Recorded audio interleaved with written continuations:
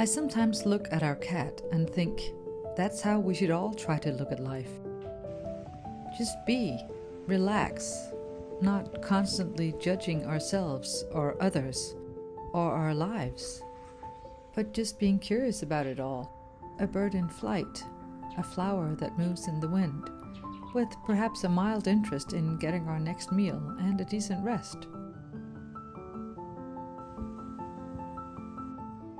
Creature comforts mixed with a sense of being and curiosity. Tiny espresso. Eckhart Tolle would say that animals can be that way because they exist in a pre-thinking state. And of course we humans aren't animals, but we should try to move beyond thinking. That is, beyond judging every little thing or person that comes our way and thinking our way into the past or future. And instead just be. That can be a challenge at all times, but can feel particularly tricky at this time of year, for me at least. It's the darkest time of the year here. It hits me every year how big a difference there is between the long summer days and the short winter days. So for me it sometimes takes an extra effort to stay afloat, to not succumb to the dark, yet still embrace it, because that's what it's like right now.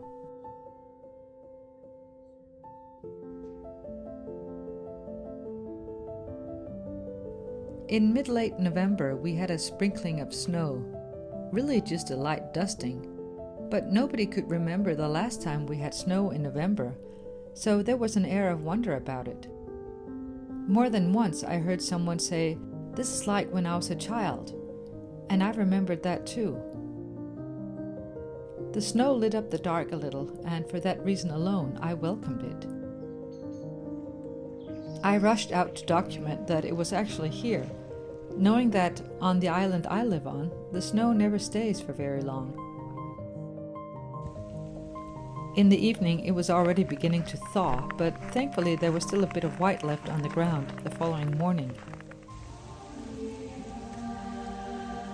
The singing you hear now is from a recording I made when I was in the audience at an award ceremony in the late autumn. You'll see a few clips from it at the end of the video. Very handheld style, I'm afraid.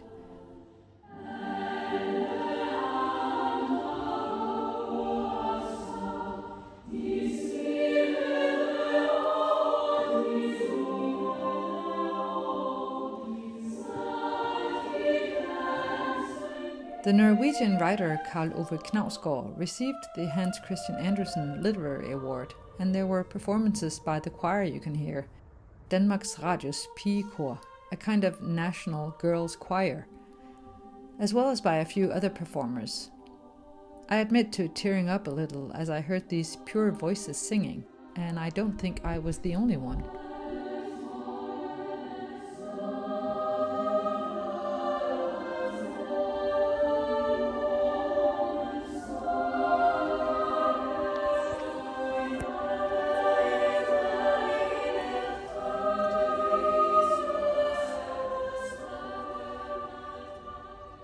Well, winter has come to Denmark, for a moment at least, and I'm being picked up by a friend in a few minutes, and we're going to go for a long walk. First a drive, and then a long walk, and she does not have winter tires on her car, but nor do I, because it took everybody by surprise. 2 weeks ago it was 14 degrees, now it's 0. And there's Findus, the cat. Wants to be outside, but doesn't really want to be outside. Even though we drove to a town that's only a little over 40 kilometers away, about 25 miles, it still felt new, not least because the town we went to has a yarn shop that I'd never been to before. Small delights. Det er så fint. Oh my God. We went in, of course, and each convinced the other that it was completely okay to buy new yarn, even though we both already have some lined up at home. We bought lunch to take with us and headed to her little summer cottage close to the sea, or Lillebilt. They're still renovating the house, and there wasn't much heating. But there was an amazing view from the panorama windows.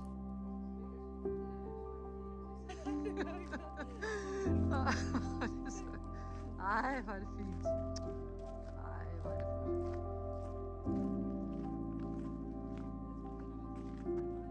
We never did go on the long walk we had planned, but stayed knitting side by side, and only went for a brief walk to take in the view outside and to get a bit of light. I hinted to Midde that I wouldn't mind at all going back in the summer. Altså alt det derovre, det er Fredericia. Det er ikke egentlig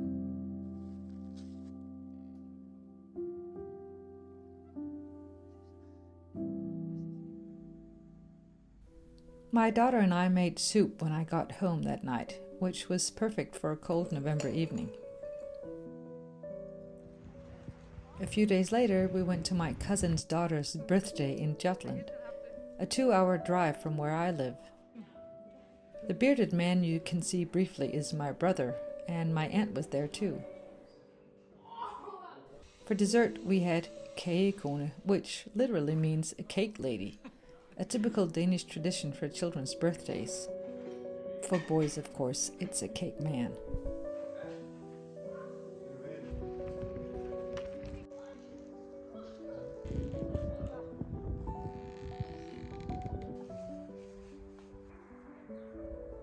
We had snow again in December, and I went outside to get a final clip for this video. So I'm making the most of the last snow, because the weather forecast has told us that it's going to melt tomorrow. But we've had some beautiful frosty days, and for that I'm pretty grateful. Allow me to show you the finished sweater, the one you've seen me working on throughout the video.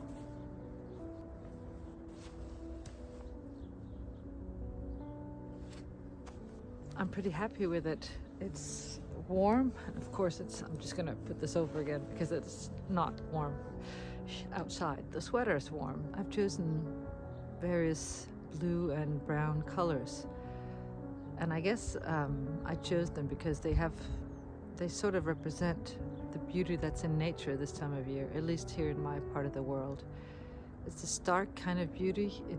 The branches are bare and brown, and the snow has like a bluish tint to it, the frosty blue, and for that I'm grateful that we have a blue sky today for a little while, at least partially blue. The beauty that's in nature right now is something that we have to look for, which is, I think, also sometimes the case in our lives. It may sometimes be difficult to see it because typically we think of nature's beauty well, we look at autumn, or we look at spring, or the warm summer. But there's something to be said for the stark beauty that's there right now. And at any rate, it is what it is. So I try to appreciate that, both concretely and sort of metaphorically in life.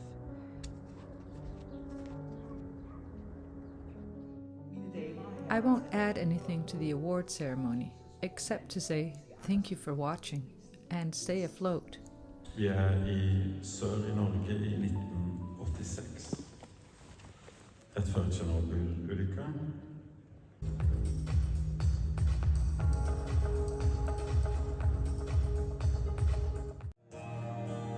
Mens de allerstørste spørgsmål bliver besvaret. Vi små blink med øjet undervejs. God.